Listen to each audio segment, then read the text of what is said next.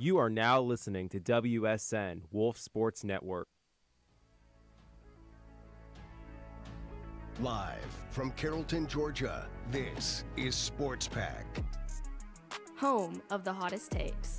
I'm going to disagree with you right there because the Dallas Cowboys are actually going to have less wins this year than the team that I'm about to talk about. And the team that I'm about to talk about are the Atlanta Falcons. The hottest debates. He's the all-time leading scorer, a four-time MVP. LeBron James is the greatest basketball player ever, not MJ. Yeah, greatest losing in the finals, maybe. And some of the top interviews in sports radio.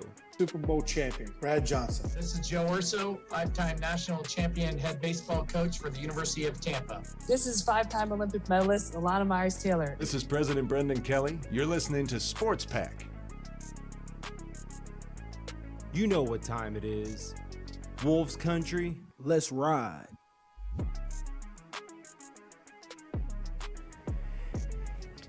It is a beautiful Monday night here in the City of Dreams, Carrollton, Georgia. Welcome into the best radio show here at Wolf Sports Network, Sports Outta Pocket. Yeah.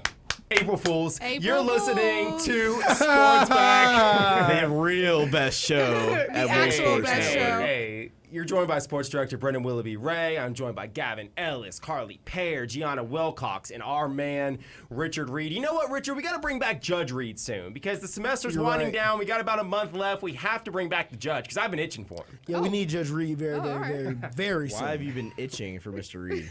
Because sometimes you need a judge, Gavin. You know, sometimes you need someone to come in and bang the gavel. Does You know what I'm thinking? Does he have that special cream that relieves the itch? Okay, let's stop there. I'm thinking maybe for the national championship, two people pick one team, another guy picks another one. Judge Reed settles the dispute. I like I'll it. take I like that it. cream. That's the one. We got a lot to get into, okay? Men's basketball, my Tide in the Final Four. We have an incredible weekend to look forward to tonight on the women's tournament. LSU, Iowa, the rematch of the century. You got UConn, USC, the clash between two of the top three players in the country. Talking a little bit of NBA. We're finishing the show with Take It or Leave It. Gonna be incredible. You know what else is incredible? Dine West, and you can follow them on Instagram at UWG_Dine_West to keep up on dining hall hours and retail hours. Never get caught missing good food or closings when you're hungry. But with all that being said, you know where we got to kick things off. West Georgia dials up a 29-yard score on 4th and 6. D1, baby. Go Wolves. I hate to say this. I hate to be the bearer of bad news. But this past weekend, our Wolves baseball team lost 3 in a row to Delta State, all at home. 4-2, 9-8, and 9-7. Now, obviously, those games are super close. Lost by a run differential of -5 over the weekend. But we fell to 16 and 17. We got a losing record now. What can this baseball team do? Because, look, the runs have been coming in. The bats are working, but the pitching's been struggling a little bit.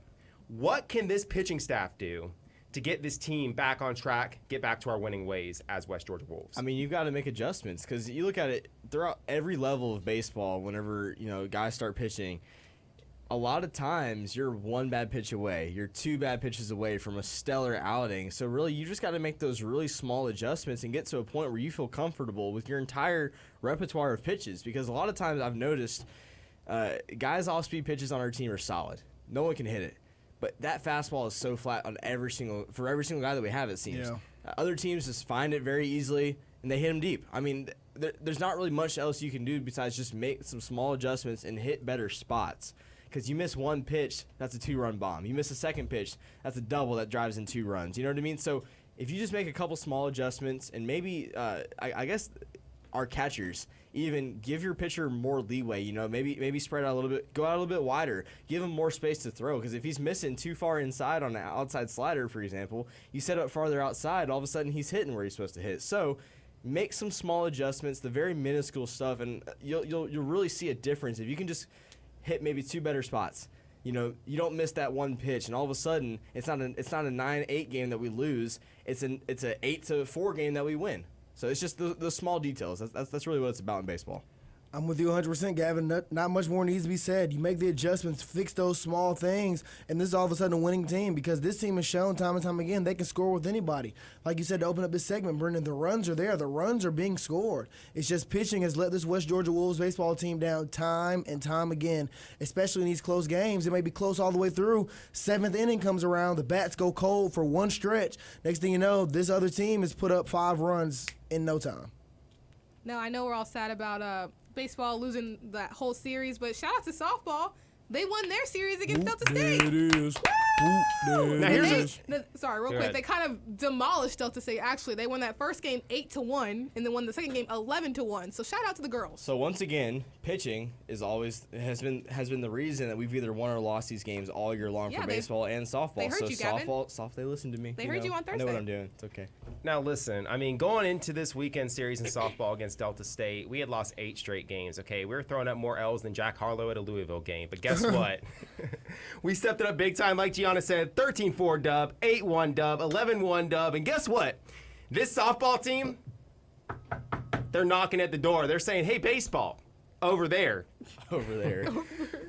We take the yellow balls, we're hitting them over the fence, all right? You're taking them little white balls, you're not doing anything. So they ain't doing nothing with them little white balls. Guys.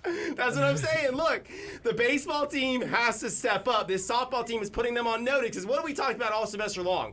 Man, this softball team is struggling. This baseball team looks pretty good. Well, all of a sudden, this baseball team's struggling, and this softball team is getting going. Now, guess what? They're 14-22. They're still a long ways off from overall success, but they're trending in the right direction, okay? This turns like an ant turning, okay? It's super slow, but sometimes slow and steady wins the race. So let's see if this softball team can turn it around It's turning like a what? Like an ant. It takes a long time to turn. Ants turn around slow? They're really fast. Right, what? I didn't know ants turn like a slow. slug, turtle, They sloth. do. So ants are fast, but they turn around slow because they just follow the leader. So once they all get dispersed, it's going to take them a while to get turned around and go the opposite direction. You know, no, he's saying like in a straight line they're fast, but like when they get thrown off, they have to turn. Like an alligator. Welcome to Sports Pack, where we Think teach about you it. about animal and insects. At our song break, I'm going to pull up a video of an ant turning. I just got to see it now. But then I think about it, I don't think I've ever seen it. Now, this Thursday, Sports Pack will be at 5 o'clock instead of 6 o'clock. Now, this is not an April Fool's joke, Not ladies a and joke. gentlemen. This is serious. 5 o'clock p.m. Eastern Standard Time. If you're Central Time, that's 4 o'clock. If you're in West Coast Time, that's what, 2 o'clock? Yes, Sports Pack will be on 5 p.m. Eastern Standard Time because Wolfstock 2024 is coming your way this Thursday from 6 to 9 p.m. in the Campus Center Ballroom. Don't miss out on epic performances by Dark Souls Thug, Jay Pruitt, Kamal Saucier, Caller, Lumina, and XO. Wolfstock 2024 is brought to you by Ozier Apparel, Dine West, Housing and Residence Life, Center for Student Involvement and Inclusion, America by Pizzeria, and Illuminated Productions. He loves to yell.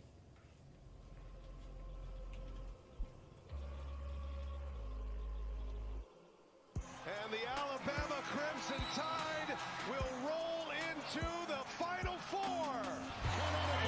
Back to the Final Four to defend their title.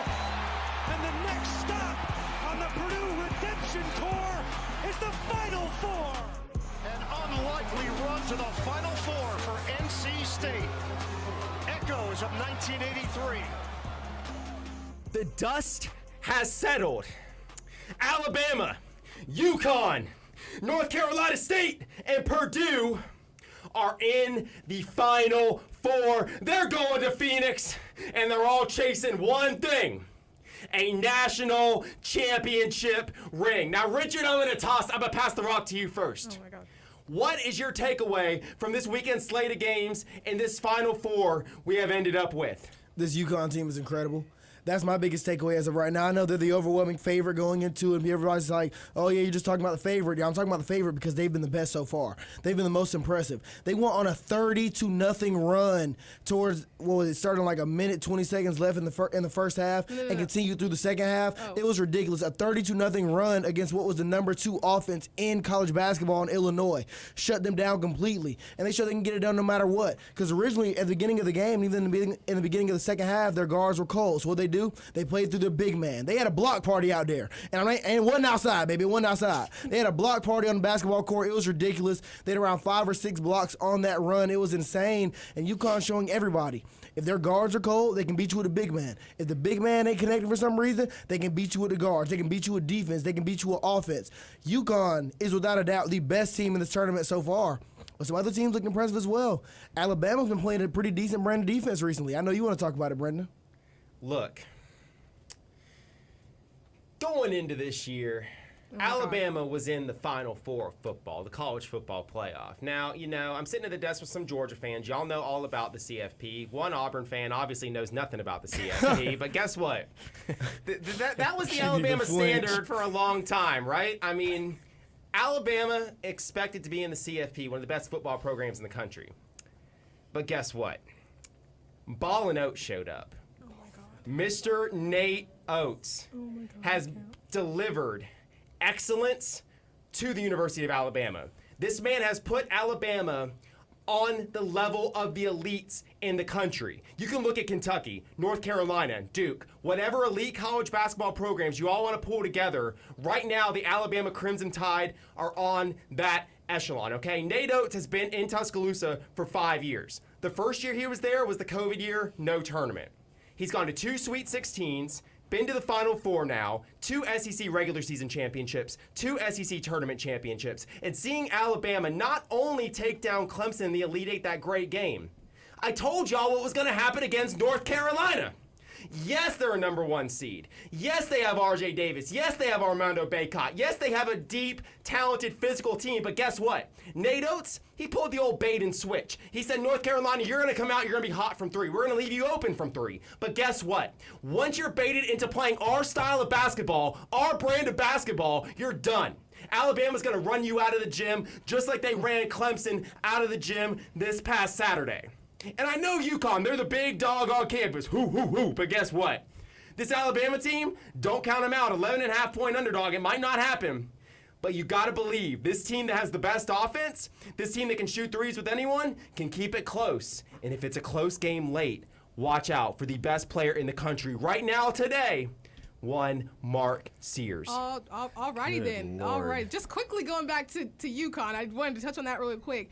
That game was insane, like you said, Richard. 30-2. That's unheard of, I feel like, especially in college basketball, especially in March Madness. I feel like in March Madness, things are supposed to be a lot closer, but this UConn team is making it impossible for teams to stay close to them in games. And after in the post show with Charles Barkley and all of them, they were saying the question isn't who's going to beat UConn, it's who's going to make it competitive now.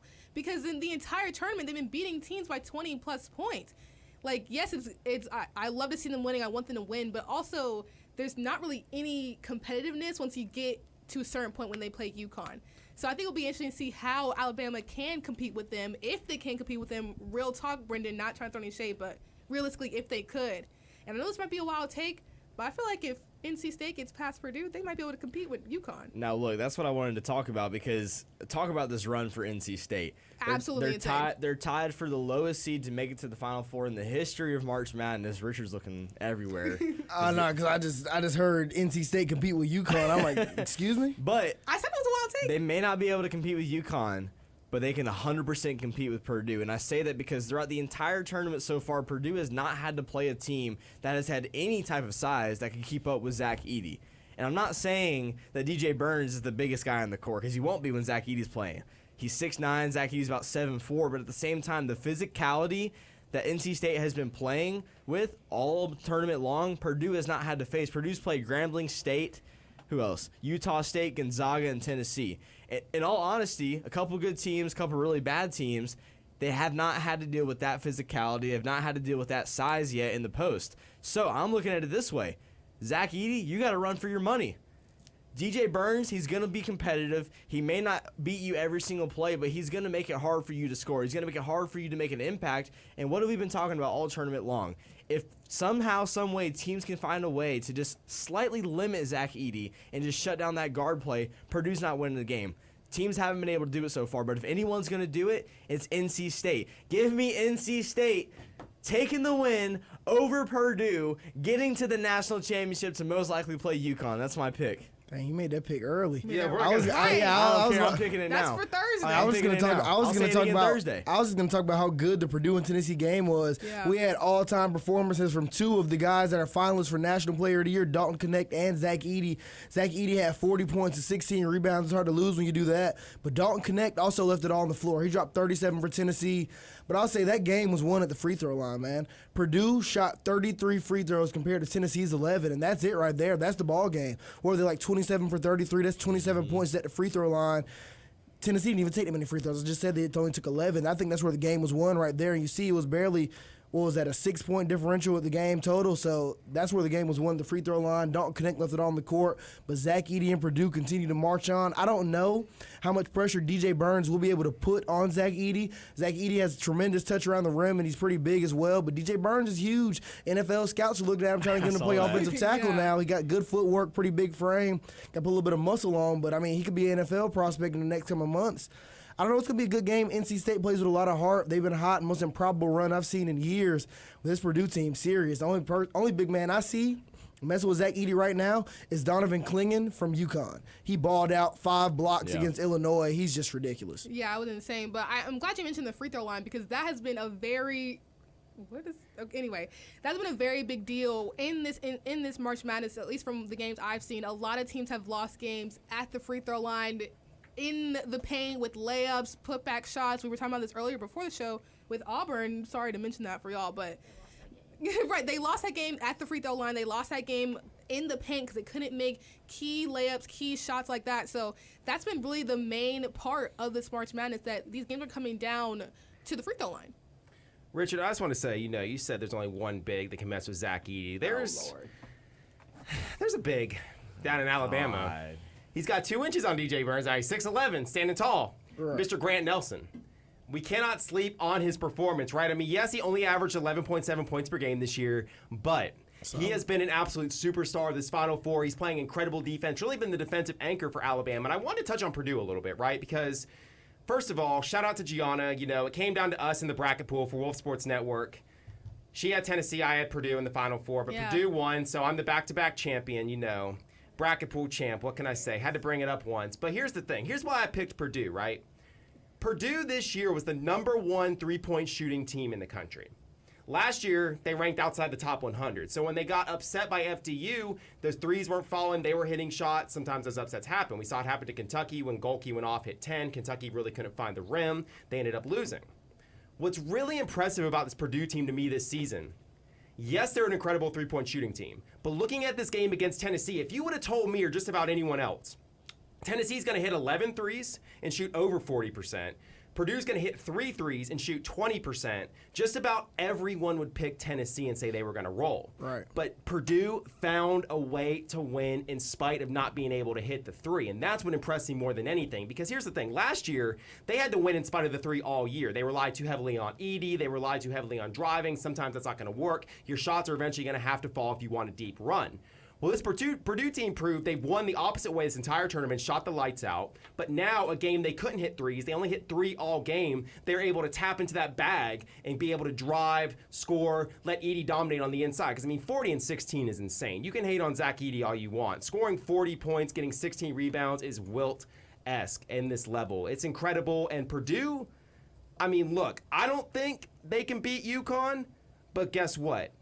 I think they might get there. And if they get there, you can't count them out because this is a team, like I said, they can shoot 45 to 50% from 3 on any given night. Edey can go for 30 and 20 any given night. Braden Smith, don't sleep on him. Purdue, don't sleep on him. And they shot 500,000 free throws. Like, Jesus Christ. 33 is just ridiculous. I can't get over that. I don't know. I feel like we got to look at the refs or really look at Tennessee for all the foul, either one. Oh, if I'm a Tennessee fan, I'm sick right now. Oh, absolutely. I'm putting money on all the refs if I'm a Tennessee fan. Now, these games don't come on for a few days. They come on Saturday, so you guys got plenty of time to study for your finals, study for your exams, whatever you got coming up in school, right? I got a research paper to write. Hey, yeah, never too early to start studying, Gianna. If you're a real student, you start studying for finals at the first day of class. They try to make you drop out in this last stretch, man. I'm telling you. Hey, but guess what? You can go to Wolfstock on Thursday, have the best time of your life. You can go down to the square, maybe have a little nice lunch, down Friday, chill, whatever. But then when Saturday comes at 6 o'clock and that first Final Four game tips off between Purdue and NC State, there's no better place on this beautiful blue and green globe to be than Jefferson's in Carrollton. Wow. They have 20 flat screen TVs, a full bar with 16 draft beers, please drink responsibly, a covered porch, a outdoor area for cornhole. Whether it's a big game or you want a chill afternoon, Jefferson's in Carrollton is your full stop for fun. Located at 342 Maple Street. Visit their website at jeffersons.com or follow them on Instagram at jeffersons_Carrollton. Incredible show so far. Stay tuned because next we're getting into the matchup of the century, or should I say the rematch of the century, Iowa versus LSU. This is Wolf Sports Network. Hey, this is Andy Bunker from 92.9 The Game, and you're listening to the Wolf Sports Network.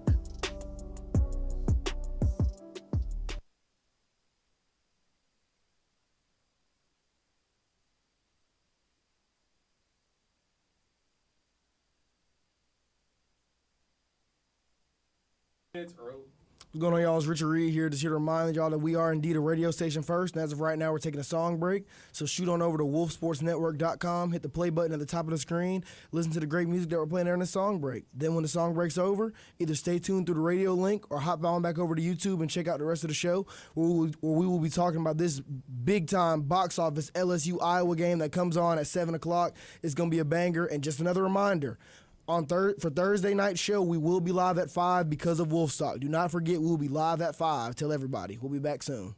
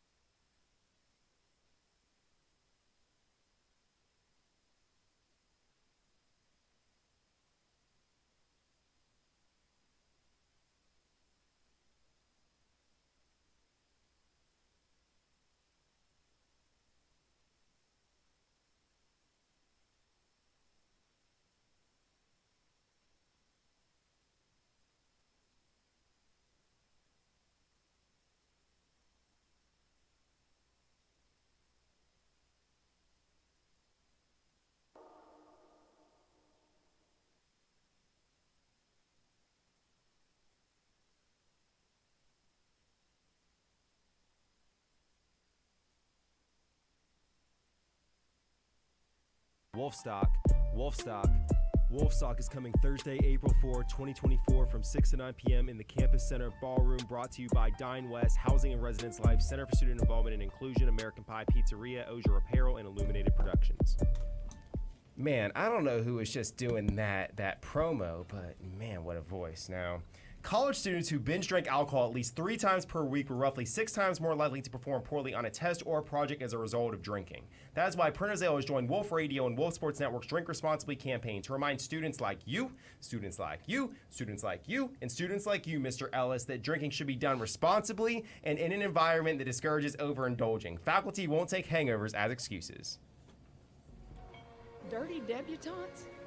Are you kidding me? It was good versus evil in that game today. Everybody want to beat LSU. Everybody want to beat LSU. Everybody want to play against LSU. I'm only promised, 40 more minutes, so might as well go win it. We're the good villains. I was talking to Kramer about that. Giddy up. Giddy up indeed, Cosmo. Wow. Because guess what? Tonight, we have the rematch of the century. I'm talking Caitlin Clark. I'm talking Angel Reese. I'm talking Iowa. I'm talking LSU. The defending national champion Bayou Bengals are going up against those hungry Hawkeyes, led by none other than the all-time leading scorer in college basketball. Some say the greatest scorer in the history of women's college basketball, Miss Caitlin Clark. Richard, I'm going to throw the rock to you first, buddy. 7 o'clock, ESPN. Who takes it home? Man, we got us a ball game. This game is going to be watched by all kind of people around the country. I think it's going to be one of the highest rated games in women's college basketball history, but maybe college basketball history. It's probably going to have better ratings than a lot of the NBA games from this season so far. I'll say you that much. Since probably LeBron broke the record last year. But, man, this game's going to be good. It's going to come down to a lot of factors. First of all, they've been waiting on this rematch for a while because last time LSU came in and blew and ran Iowa out of the gym in the national championship last season. Whole big fiasco after the game, but everybody still, it's all love, but it's all competitive love as well. It's going to be a good game. First of all, for LSU, it comes down to dominating the offensive boards. They're second in the country in offensive rebounding. They're going to continue to dominate, get second chance points, putbacks by Angel Reese, or grab the rebound, kick it back out to one of those guards out there around the perimeter, whether it's Flau'jae, Haley Van Lith, or any of those other fantastic guards that they have on that extremely deep roster. They can attack you from all three levels, three-point mid-range and inside. It's going to be a lot for Iowa to handle. But if I'm Iowa, a lot of people are thinking about Caitlin Clark and Caitlin Clark only. Caitlin Clark will have to drop 50 to win this game, all that. But let's not forget, Caitlin Clark opens up opportunities for these other players. Players like Gabby Marshall that hit 4 threes the other day against Colorado. Players like Kate Martin that averages 12 points a game and is also shooting 51%. And players like Sydney Offelter, I always forget how to say her last name, I always butcher it, who's shooting 56% on the season this year. Caitlin Clark is going to make an impact. She's probably going to have around 30, 35 points. She's going to leave it all on the court. But she opens up opportunities for her other teammates. All those other three guards that I just named, they're going to have to come up big. They all shoot very well. They all kill it from the three. They kill it from the mid-range. They're going to have to get those high percentage shots. Now, when it comes down to who I think is going to win this game, I've been back and forth all day. And you know what? I was wrong last time I said I'm going box office. I'm going for the storylines, but I'm going for the storylines again. I'm going to pick Iowa to find a way to survive the onslaught from LSU. It's going to take a lot. It's going to be a battle. LSU is probably the deepest team in the country. I said they can attack you from all three levels of the game. They're also solid defensively. But I think Iowa is going to find a way to prevail, and I think they're going to have their rematch with South Carolina in the national championship because they beat South Carolina in the Final Four last year. And now South Carolina's already beat LSU twice. I think they're already sick of it. They want Iowa. They want that rematch with Iowa, and I think they're going to get it. I think this is going to be a classic game tonight, but I think Iowa's going to find a way to get out of there. Yeah, Richard, you hit everything that I was going to mention. You're right. You. I mean, LSU is so deep. You're right. Their offensive rebounding is a big key to their game. They're second in the league in second chance points. I think that's really been the main factor in their wins in this tournament. They have to keep that up. The only thing is that obviously this isn't the same LSU team that won the national championship last year. I mean, they're without three of their top scorers who were in that game. Right. And the three scorers who they have now who are making a difference, like Haley Van Lith, their average points per game is less than what those previous players were scoring. Sorry. And you're also right. Everyone's eyes is on Caitlin Clark for Iowa, but it's the fact that she can dish it out to all these other players, especially when she's not on, is what's going to be a key for this Iowa team because when she's not on, she's able to get it to her other teammates, help them score, facilitate, and all that type of stuff. She had 15 assists in addition to her 29 points in that game over Colorado. So it's not just her scoring that's going to get them to win the game. It's her facilitating that's going to get them to win the game. And honestly, I'm with you. I got Iowa taking it. I want them to get their revenge on this LSU team, quiet everything that everybody's saying. I want them to show that they aren't just Caitlin Clark. They're an entire well-rounded team who can take down teams. These previous teams in the tournament have kind of gotten in on how to disrupt Caitlin Clark, and I think the fact that she's kind of learned to work around it is going to be the way that Iowa's going to win this game. When I look at this matchup, I'm really looking at LSU on this. They've got 1, 2, 3, 4. They've got 6 players that are averaging more than 10 points a game. 3 of which are averaging 15 or more per game. Angel Reese is averaging 13 rebounds a game with her 18 points a game. Yeah. They've got 3 women shooting 35% or better from 3 with Haley Van Lith, Flau'jae Johnson, and Michaela Williams. This LSU team is the closest we'll get to a true competitor for South Carolina. And that's the reason why I think they're going to be able to get past Iowa. This is one of those situations where I almost look at it slightly similar, not completely, but almost like Purdue's situation with Zach Edey, how Caitlin Clark is Zach Edey in this situation where he's a very good player, she's an incredible player, they're on a team that's pretty good, but no one's really kind of batting an eye to the other players as much. Caitlin Clark is going to have to absolutely take over this game, and the storylines are there for a reason because that's just the truth. Right. She's going to have to have an electric performance, and they're going to have to find Iowa's going to have to find a way to limit LSU's ability to shoot from the perimeter. That's going to be the key to this game, in my opinion. When you've got 3 players shooting 35% or better from 3 for LSU, you've got to find a way to stop them or at least slow them down.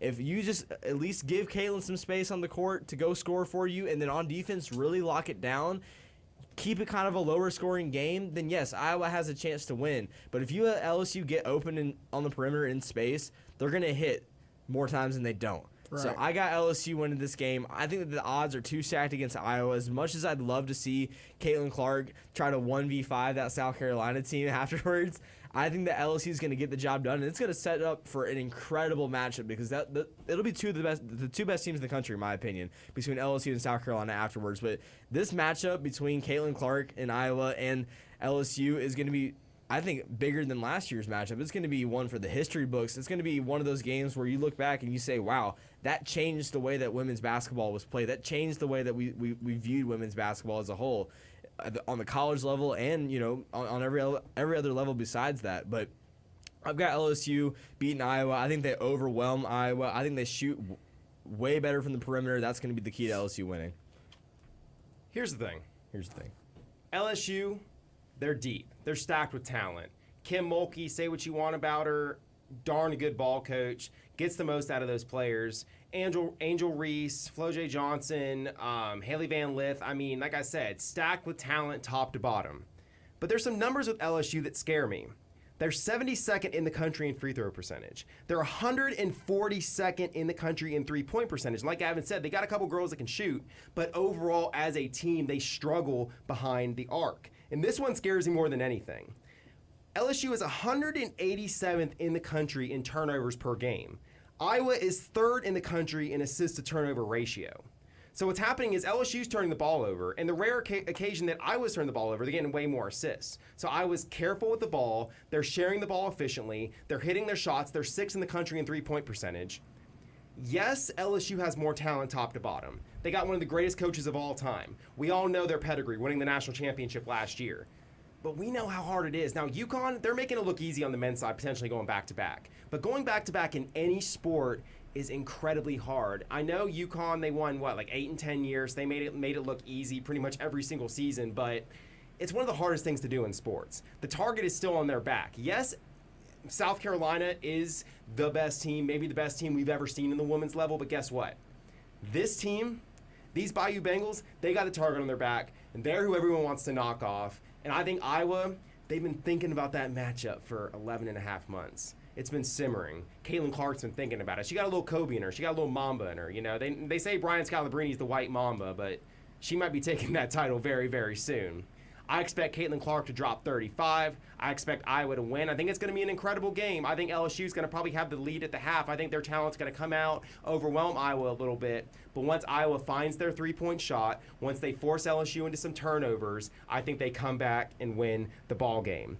Now, there's another incredible game tonight on the women's side. 9:15 on ESPN. We got USC. We got UConn. Juju, Paige, Richard. Who gets it done? Listen, I'm going to make it quick because I know we spent a lot of time on that LSU game. But you got Paige Buckers, who's obviously one of the better players in the country, right up there with Caitlin Clark and Juju Watkins, averaging 21 points a game. You got Aaliyah Edwards for UConn, also averaging 17 points a game along with 9 rebounds. And you have Ashlyn Shade, who's averaging 11 points a game. UConn doesn't go that deep. Their last game they played against, I want to say, Baylor, they only went 6 deep. Their 6th man was the only substitute. I think USC's going to have to get them in foul trouble to have a chance at winning this game. game, but I think USC is too top-heavy. I think UConn has productions from all over, even though they only go 6 deep. So I think UConn is going to take care of USC in the 9 o'clock window. It's going to be a good game, but I'm going with UConn. Go Huskies. Yeah, I got to agree. Paige Buckers? Beckers, however you want to say it. Yeah, I always forget how to say it. But she has been looking for a national championship. Basically, that's like been her goal, going to college, going to UConn, playing there and all that stuff. And she is hungry. Last year, she was out with a major knee injury, and when they got knocked out of the Sweet 16. So she is hungry, and I think that's going to be the motivator for this UConn team for them to win this game. This UConn team is incredibly deep, like you were saying. It's hard to compete with teams that are like that. And you see it on the men's side, too, with UConn. They've got every guy on their team can go start anywhere in the country and perform at a high level. I'm going to go UConn on this, but I think this game is one of the free throw line because UConn shoots the free throw line from the free throw line way, way better than South Carolina. You've got 3 or 4 girls that are shooting 80% or higher from free throws, so I'm going to go UConn because of that. Southern Cal. Look, man. I just want to make sure everybody knew you weren't picking UConn over South Carolina. No, not South Carolina. Now, look, Paige, they don't call her Paige Buckets for no reason. She's incredible. I look at Juju, yes, incredible, but like I said last Sports Pack, sometimes she shoots tour dates. Yeah, she's a true freshman. That means she's still got 3 more full years to prove herself. I think Paige wants this now before she goes in the WNBA. Give me UConn because I got them going all the way to the national championship. Oh, okay. Jefferson's and Carrollton's dine-in or carry-out fits every online ordering and need. Download their app now for Jefferson's in your belly later. Visit Jefferson's and Carrollton Sunday to Wednesday, 10:30 a.m. to 10 p.m. and Thursday to Saturday, 10:30 a.m. to 11 p.m. The NBA is back. Let's go. Schroeder, LeBron doing it with first slam from Schroeder. Adrian Wojnarowski, or Woj as the kids call him, came out with some big news today. Sixers center, reigning NBA MVP Joel Embiid is expected to return, quote-unquote, soon. Now, he's out for tomorrow's matchup against the Thunder, but with the reigning MVP returning, do we think this Philadelphia Sixers team can contend in the Eastern Conference? I mean, they could, but that's just assuming he comes back fully healthy, fully ready, and in shape. I was listening to Kendrick Perkins talk earlier, and I agree with him 100%. First matchup against Embiid or the first 7-game series he's in because the playoffs are getting close. Man, I'm just going to make him run the whole time. I'll have him doing straight cardio if I'm the opposing team. I'm going right after him because that first half he might be good, but halfway through the third quarter, he's going to be feeling it. He's already not a light load anyway. He's missed a lot of time. How good a shape is Embiid going to be coming back? He's great when healthy and when 100%. He started off this season looking incredible, like he was putting together another MVP season, but he's been out for a lot. He's missed a lot of time, pretty big-time injury. What kind of shape is he going to be in? As of right now, I wouldn't pencil them in. I still say they're contenders, but I wouldn't just say they're the outright favorites to win it, especially not with him just now coming back. Yeah, I definitely agree. I mean, the Sixers right now, they're 8th in the East, so they're gonna be in the play-in. I think no, because they'll have to play the Heat in the first round of the play-in, right? So, yes, the way it's going to work right 7, now. 8, 9, 10. Right. So, the way it's going to work now, if the season ended today, we all know there's still about a week left, so a lot can happen. But Philly would play at Miami and Atlanta would play at Chicago. Right. So, I mean, I don't know. We just saw that we're probably going to get into this later, but the Heat beat the Blazers by 60 points the other day. So, I mean, they're looking hot like they usually do towards the end of the season. I honestly don't know with Embiid if the Sixers beat the Heat in the play-in like that. Man, if I'm Embiid, I want to play a team like the Hawks when I first get back. I ain't trying to play the Heat. No, exactly, because this is literally when the Heat heat up, pun intended, I guess. So if I'm Embiid and the Sixers, I'm a little wary about how we come out when it comes to the play-in and the playoffs. Now, looking at the standings, Miami is nipping at the Indiana Pacers' heels. And y'all know how I feel about the Pacers. I went in very high on them this year. I said they're going to have one of the best offenses. Right now, they have the best offense. Tyrese Halliburton, All-NBA, looks incredible. But they struggle on defense, and they've struggled all season long. If I'm the Sixers, and for some reason the Heat jump the Pacers, I'm really liking my chances because a team that struggles on defense going against one of the best players in the league, getting back to full health. Because here's the thing. You know they're not rushing Embiid. I feel like he's pretty much 100% healthy. They just really want to take their time, make sure there's no swelling, make sure he's 100% comfortable. But when Embiid comes back, I'm expecting him to switch into high gear because now he knows he's not an MVP contention. You know, they have the new rule, 65 games. Obviously, he's not going to even come close to that. So he's taking his time. But when he comes back, because the Sixers, they're adopting the mindset of my Miami Heat. The regular season does not matter. yes, getting in the playoffs is great. Avoiding the play-in is great, whatever. But when you got veterans, when you're trying to win a championship, it's far more imperative to get to the promised land, get to the postseason healthy than it is to be better by a seed or two. I think the Sixers realize that now. They got a bad coach out of their midst in Doc Rivers. Nick Nurse working wonders on them. They're going to be dangerous come playoff time, and I hope we get to that 6th seed so we don't have to play them in the play-in. I mean, looking at Joel Embiid's return, I think if you take away his physical, everyday playing performance, having him back in general is going to give a boost to Philadelphia. Because you saw when they went down, they try to rely on Tyrese Maxey 100%, and he's just not there yet. He's not a guy you can rely on like you could Joel Embiid. He's a great player, but he's not there. So I think just having him around again is going to give an incredible boost to this Philadelphia team. And to be honest, I'd be scared to play Philadelphia. If I'm any team, I don't care if I'm the Heat and I just beat the Blazers by 60 points. I mean, they've won like 15 games or however many. I mean, I'd be nervous to play the 76ers with Joel Embiid coming back, regardless of if he was 100% or not. Because, yes, you can argue he's been kind of fraudulent, in his early years of dominance. But at the same time, him being on the court is enough to disrupt any game at any point. Regardless of how effective it might be, how 100% he might be, him being there on the court is going to change the way the game is played. It's going to change the way you try to, attack. So I'm nervous to play at Philadelphia if I'm anyone. But I kind of want to talk about the Hawks a little bit. Okay. It's an interesting story. We played Boston 2 times in like a week, beat them both times off of crazy endings both times. Absolutely insane. And they're 100%, without a doubt, the best team in the Eastern Conference. There's no argument there. And probably the best team in the country, in my opinion. So what does this mean for the Hawks? Because you beat the best team in the NBA twice, but then you'll lose to another team that you have no business losing to. And I made the argument before that, and we've always talked about this, whenever Trae Young's by himself or whenever DeJounte's by himself, they excel. When they're both on the court together, they stop each other. They hold each other back. And we're seeing that now more than ever. I mean, DeJounte Murray has had career night after career night after career night because he's been the one controlling the pace of the game. He's been the one controlling the offense, telling everyone where they need to go, and he's been taking shots more than ever. I mean, he shot 40 times the other night. Literally took up like 40-something shots. He's not afraid to do it anymore because he knows he has the open space. He has the time. He has each possession to make it his. So what does this say about the Atlanta Hawks? Does it say that, hey, it's time to move on from one of them? We're a play-in team right now. We're scraping in 10 seed right now. We may, we've got to win a couple more games to make sure we keep that 10 seed at least. But what does this look like for the Hawks? Honestly, it's real confusing. I'm glad you brought this up, Gavin, because I wanted to mention on last week's show about the whole Celtics thing, but we didn't get a chance to. That was an impressive win. Both were, actually. That Monday game and that game last Thursday, too. Very impressive. It's just this Hawks team does not make any sense. Someone commented that on one of their Instagram posts when they were celebrating one of these big wins. I think it was when we beat the Clippers like a couple weeks ago. But this team does not make sense because, like you said, Gavin, we'll beat teams like the Clippers, like the Celtics back to back, and then lose to teams like the Jazz or the Nets. I don't know if it's really a personnel issue or a mental block or I don't know what it is with this team, but we'll go up against teams that we're not really supposed to beat we're not expected to beat, and then we'll make it a game. But when we play teams we are supposed to be, or at least supposed to be a very competitive game, and we'll lose. It's just very confusing. At this point, I don't know what we need to do. The Atlanta Hawks are the reason that your GM shouldn't act like an NBA 2K GM. Looking at the Lakers, what they did with Russell Westbrook, that was a my GM on NBA 2K type of trade, right? You get Russell Westbrook, you put him with LeBron, you put him with AD.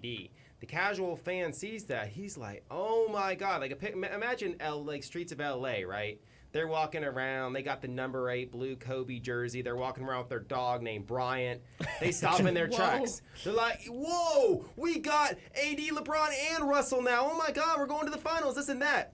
It's all about the fit on the court. When the Hawks acquired DeJounte Murray, on the surface level, you pair a star guard and a star guard. Sometimes it works. but this time around, two ball-dominant guys just don't mesh well together. They've had their fair share of games where they look comfortable with each other, but Gavin, you're absolutely right. It's about how they play at their peak performance, and their peaks come separate. So if you're the Atlanta Hawks, you got to look to eventually move off one of them. I'm going to ask y'all very quickly, if you had to move off of one next offseason, because we saw that this past weekend, there's a little bit of a little rumor bug flying around that Trae might be going to the Los Angeles Lakers. Do you let that happen and build around DeJounte, or do you tell him no, trade DeJounte, and make Atlanta Trae's home for the years to come? I think I look at whose value is the highest, what can I get, and what's the impact it'll have on the team if they leave.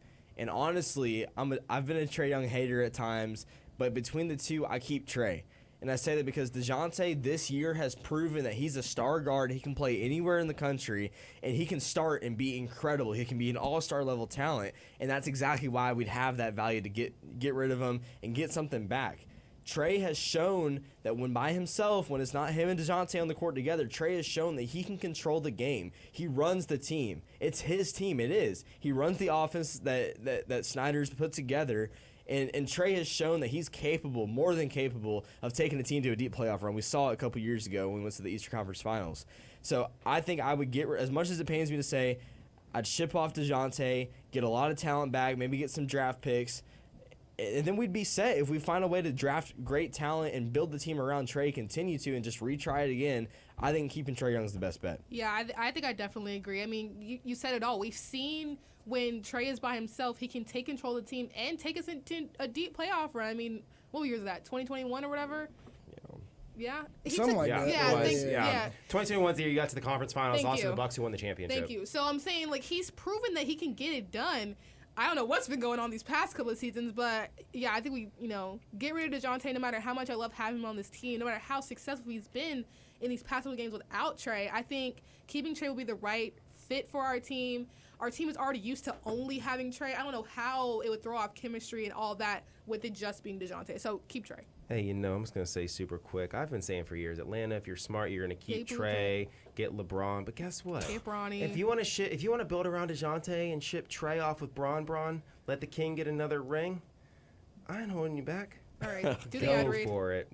Binge drinking is consuming 5 drinks or more on one occasion for males and 4 drinks or more for females. However, some college students drink twice that amount. That is why Perners Ale has joined Wolf Radio and Wolf Sports Network's Drink Responsibly campaign to make sure all of our Wolves stay safe when drinking. Never drink under the age of 21 and always have a designated driver. Oh, and throw in some good food. How about some Jefferson's Wings? Visit printers-ale.com to learn more. Hey guys, this is Bobby Butler, and you're listening to Sports Pack only on the Wolf Sports.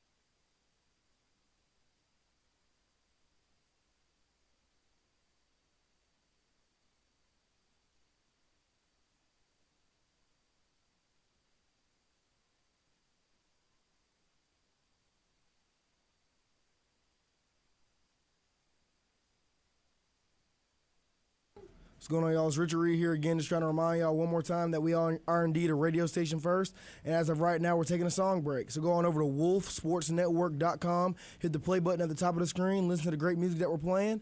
Then, once the song breaks over, either stick around on the radio link or slide on back over to either YouTube or Twitch, wherever you're watching, and check out our newest Take It or Leave It that we're going to do to end off this show. Just a real quick reminder one last time, Thursday's show will be at 5 p.m. because of Wolfstock from 5 to 6. So tune in Thursday at 5 p.m., but we'll be back in a second for Take It or Leave It.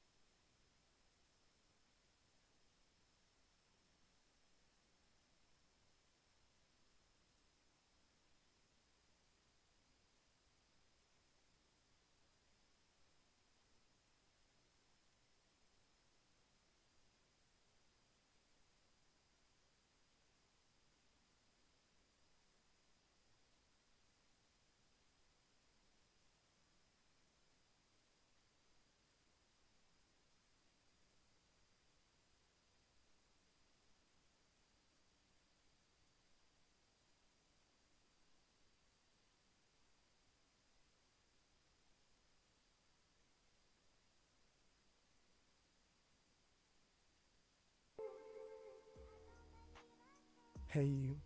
Yeah, you. You know what's coming up? Woolstock 2024. Thursday, April 4th, from 6 to 9 p.m. in the Campus Center Ballroom. Wolfstock 2024 is brought to you by Dine West, Housing and Residence Life, Center for Student Involvement and Inclusion, American Pie Pizzeria, Osier Apparel, and Illuminated Productions. As you heard, Wolfstock is coming Thursday, April 4th from 6 to 9 p.m. That was terrible. Wait a second. That was terrible. When That's is so Thursday, bad. April 4th? It's this Thursday, again, 6 to 9 p.m. at the Campus Center Ballroom. That's why Sports Pack will be on at 5 o'clock instead of the usual 6 o'clock. There's going to be incredible performances by Dark Souls Thug, Jay Pruitt, Kamal Saucier, Caller, Lumina, and XO. Wolfstock 2024 is brought to you by Osier Apparel, Dine West, Housing and Residence Life, Center for Student Involvement and Inclusion, American Pie Pizzeria, and Illuminated Productions. Take it or leave it. Take it or leave it. Take it or leave it. Now, the Atlanta Braves are off to an incredibly hot start, winning today 9-0 over the Chicago White Sox, standing at 4-1 so far. They're not 5-0 like my Pittsburgh Pirates are, so they're not on top of the NL, but this Braves lineup looks incredible. They're pitching, again, deep, probably the best pitching staff in the entire MLB. So we're gonna make this segment a little historical. Take it or leave it. The Atlanta Braves break the record set by the 1906 Chicago Cubs and the 2001 Mariners, which is 116 games. They're going to win 117 or more and break the all-time record for wins this year's 2024 Atlanta Braves. Give it here. I'll take it. I'm taking it too. I'm taking it as well. can't all 2 take it. times. Take it. You know what? Somebody got to break the curse. I'll leave it. Nah, Look, I'll you leave suck. it. You're stupid. That's why. Anyway, look, I look at this team, right? And I think back to 2021 when we won it. The most improbable odds, I was looking at it the other day. We had at the trade deadline, just so you know, in 2021 at the trade deadline, we had a 0.4% chance of winning the World Series. Then our incredible general manager, Alex Anthopoulos, AA, Battery Man, whatever you want to call him, get it? Because like the Battery Atlanta. Anyway, it's cool. It's a bad nickname. Anyway. He made all those incredible trades, got Jock Peterson, got Jorge Soler, got really my favorite Brave in a long time, Eddie Rosario. I've got his jersey, and we made that run to the World Series. We won it. We beat the Astros. You fast forward a couple years, been through a couple years of heartbreaks in the playoffs. The Phillies tend to own us in the playoffs the last couple of years, but we just finished our first series of the year against the Philadelphia Phillies, won the series 2-1, and our Braves looked incredible. I would say that this lineup has the potential to break last year's lineup, which was historical. Historically, one of the best, if not the best, MLB lineup that we've seen in the history of the sport last year. This year, that talent only gets better. Ronald Acuna continues to prove that he's going to go back-to-back for MVP. I truly believe that he might be the first player to go 50-50, 50 home runs, 50 stolen bases with a fully healthy season. We went and got our outfield depth. Kelenic from the Mariners. He's a great addition to have. He's great in the field. We went and got Adam Duvall. It's giving me shades of 2021 when we went and got outfield help to pair with Michael Harris, who's an MVP candidate, and Ronald Acuna, who still, like I just said, is going to go back-to-back in my opinion. Matt Olson, home run leader last year.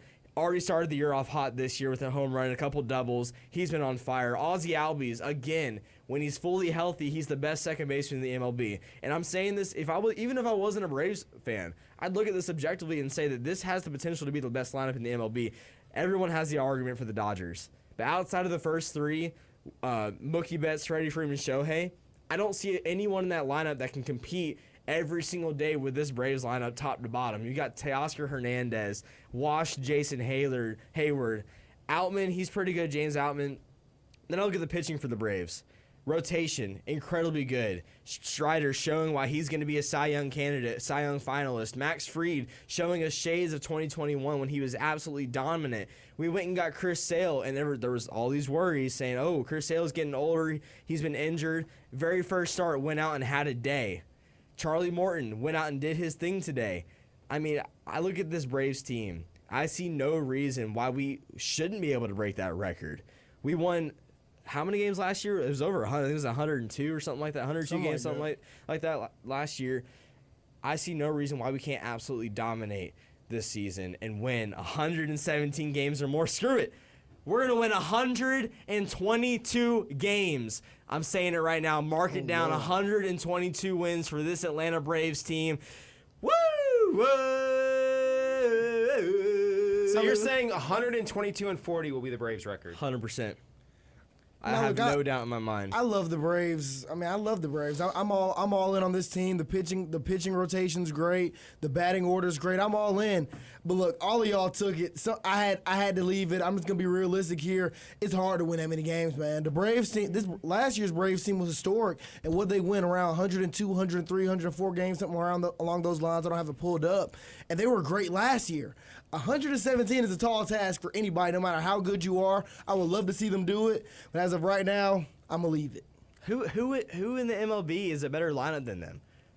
Who's more likely to get to that record? It's gonna be the Braves. I mean, I'd say they're the most likely, but to actually do it. Oh my gosh, haters. Hey, I like the Braves. I'm a Braves fan, but I don't know, man. 117 wins is crazy. Yeah, I think it's crazy, but I think they can make some real progress and really make another historic season if they can stay healthy. I think staying healthy the whole season is really key for them to succeed. Here's the thing, man. Look at this Braves lineup. I mean, you got it's stacked. I mean, Ronald Acuna, Ozzie Albies, Austin Riley, Olsen, Ozuna, Michael Harris, Arcia. I mean, it just doesn't stop, man. I mean, most teams, like my Pirates, look, we're 5-0, we're incredible, but we take at least 4 or 5 of those guys right in the middle of that lineup. I'm just being real. I mean, yes, O'Neal Cruz is great, Ryan Reynolds a legend, but at the end of the day, this Braves team has so much talent. You could disperse their talent onto probably 3 different MLB teams, and those teams would all be elite. That's how deep this pitching staff is. That's how incredible this batting lineup is. And the only reason I think they can win 117 or 118 games, 120 is pushing it. I'll give them around 117, 118. Still good to break the record because they have the depth to withstand a long, hot baseball season, okay? Those months, June, July, August, it's hot, man. You're playing 5 days a week. It's taking a lot of stamina. But this Braves team, I don't think they've got the stamina. Hey, they got stamina for days, baby. I'm looking at this Braves team. Richard, they got depth. What wins games? Depth wins games. You mask yourself. Stamina and depth. Yeah. And here's the thing. You want to mask yourself as a Braves fan. I'm a Pirates fan. I'm singing the Braves praises. Half mask yourself or full? Hey, look, all I'm saying is, Richard, you should raise the flag to full match with this Atlanta Braves team, okay? Because I see you sitting there smirking a little bit. I think you might want the Braves to lose a little bit. So that way you can kind of rub it in Gavin's face because, you know, you're not a full-blown Braves fan like that. I'm telling you to embrace it, I'm a full-blown Embrace Braves it. fan. I'm Embrace just a it, brother. casual. I'm just a casual. I'm a casual Braves fan. Well, you know what, Richard? At least you admit it. You know, I really respect that. And you know, there's some things that I would say I'm pretty casual about. Like, I'm a casual tennis fan. You know, I might catch Novak Djokovic out there. That's my favorite player. I'll be like, go Novak, go. You know, it's pretty cool. But You definitely one looked thing, up his name before the show. No, I didn't. I've been watching Novak Djokovic since I was 13 years old. I cut on Wimbledon. I saw Novak Djokovic. I'm a big Roger Federer guy.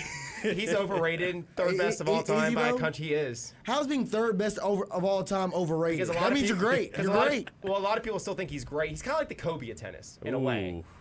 He's big brand with Nike. I'm a big Kobe fan too, though. So we're we can really go to war. Yeah. Okay.